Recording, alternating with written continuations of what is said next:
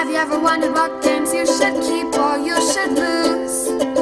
Find out here at Purge Reviews. Battle Sheep is an abstract game about putting these sheep on the board and trying to cut people off.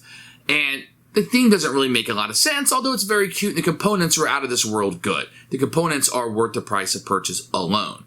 And this is a nasty game. You're trying to cut people off and own the most real estate on the board, control the most area, and influence the most area over everybody else. And you're going to have to be nasty to other people in order to do that. And that's going to be appealing to some people. Now, the first thing you're going to do is look at this game and think of, hey, that's my fish. Very different games, I think. Well, not very different, but different enough that you could own both. Hey, that's my fish. You know, you're picking up and moving, etc., and breaking off the board. This, you're deciding how many sheep do I want to take with me to move, because if somebody's able to cut you off, then you can't control as much of the area. So you don't put all your ducks in one row or all your sheep in one row.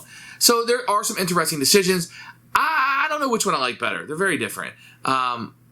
This is what I'm going to purge. And if this is a rare circumstance, maybe not so rare anymore, where I'm purging a game I like. A few of the factors that go against it is it's very cutthroat. And that's very hard to play with my family. We don't mind cutthroat games, but that's all this is. Second thing is, it's abstract, and we don't really tend to like a whole lot of abstract games. This isn't a bad one, but I decided to keep Hey, That's My Fish over this one. They were similar enough. I have an upgraded version of Hey, That's My Fish, and it just got kept. This one came out second. What can I say? It's a fine game. It's nasty. It plays quick. The setup is easy. There's a lot of positives to this game, and people will like this game if they'll try it out. But it just wasn't getting pulled off the shelf. People weren't clamoring for it. I think it was a tad too mean for our family. Doesn't mean it won't be for you or your gaming group, but it was for us. Purge.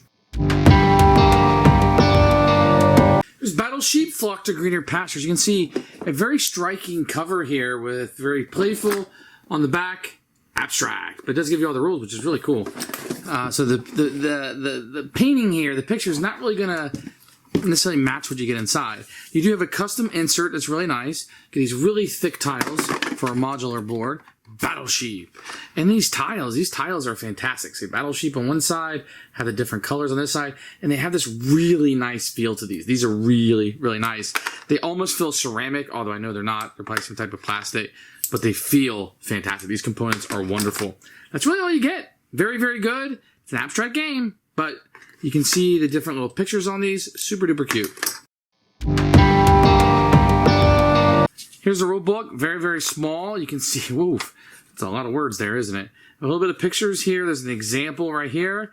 The game is very simple to play. How to win on this side.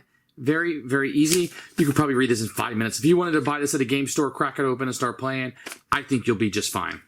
I'm going to give you just a quick overview of how to play. So this is the board, and there's plenty of tiles. You're going to make this a lot larger. I'm just showing you a little small one here to kind of get it in frame here. You're going to have 16 of these that will be set up on everybody, but I'm kind of showing you a game in progress, if you will. On your turn, you can pick up and move as many of these as you want, and the next person will go. You know, you can leave some behind if you want. You have to leave at least one behind, and then say this guy wanted to move here, and this guy could move, you know, here, whatever. And what you're trying to do is, on your turn, just move as many of these as you want. You can leave as many there as you see fit, but you don't want to get blocked in. So let's say that white was to get blocked in as the game progresses. Well, this guy can only go here. He has no other place, and he would be out. So, you know, this guy would still have plenty of room over here to move, etc. And, you know, maybe this guy would move here, and then he would be blocking black off. So that's kind of what you're doing. You can move as many as you want in a straight line, and you stop, and it's the next person's turn to go. At the end of the game, when nobody else can move anymore, so the game wouldn't be over right now because these people could still move. Let's say something like this. Oh, let's see, red could still move. Then you count up how many pastures that you control. White has 3, 4 for red, 4 for blue, 4 for white, 1, 2, 3, 4, 5 for black. So black would be the winner. Just a quick overview of how you play the game. It's really, really that simple. Who should buy this game? People who like direct conflict. This has direct conflict. I am cutting you off after your biggest move. That's all there is to it. Or you're going to cut me off first and I'm going to lose. There is a little bit of player elimination to it, but it's very minimal because, you know, you can be out, but the game's just about done probably when that's done. It's a very cutthroat game, very mean. But very fun game. I think a lot of people are going to enjoy this one. If you like abstract games, you're like, hey, that's my fish, want a little bit of a variant on it, this is definitely a good one to check out. If you never played it, I recommend you at least playing this game. Very fun.